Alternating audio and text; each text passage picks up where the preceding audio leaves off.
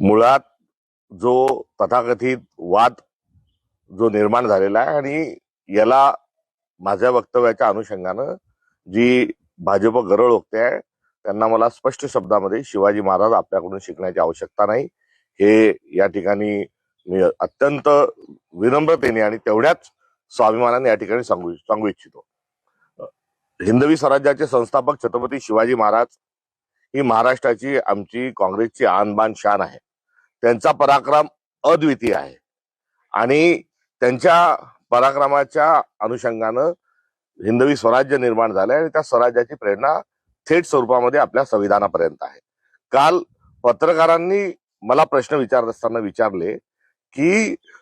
महामानवांचे आणि विशेष करून शिवाजी महाराज आणि टिपू सुलतान यांचे जे छायाचित्र आहे, प्रतिमा ज्या आहेत ह्या कार्यालयामध्ये लावण्यात याव्यात अशी मागणी होत आहे, याकडे आपण कसे बघता? या प्रश्नाच्या उत्तरादाखल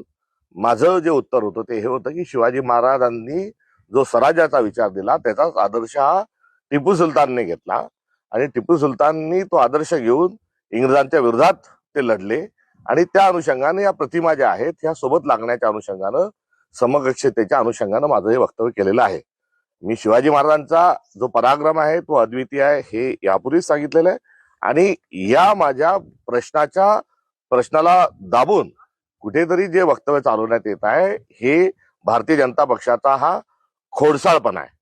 देवेंद्र फडणवीस यांची तुलना मी औरंगजेबाशी केली तेव्हा ते म्हणाले मी त्यांना ओळखत नाही, मी त्यांना जल्लाद म्हटले, मी त्यांना क्रूर असल्याच्या अनुषंगाने दरिंदा म्हटले, त्यावेळेसही त्यांनी मला ओळख दाखवली नाही। मात्र काल एकदम आवेशामध्ये येऊन ते माझ्याबद्दल जे काही त्यांनी गरळ ओकली याचा स्पष्ट स्वरूपाचा अर्थ आहे की त्यांना महाराष्ट्रामध्ये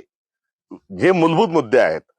आणि दिल्ली राष्ट्रीय स्तरावर ज्या फाईलमध्ये बरंच काही लपलेलं आहे त्यापासून त्यांना इतरत्र लक्ष वेधण्याचं आहे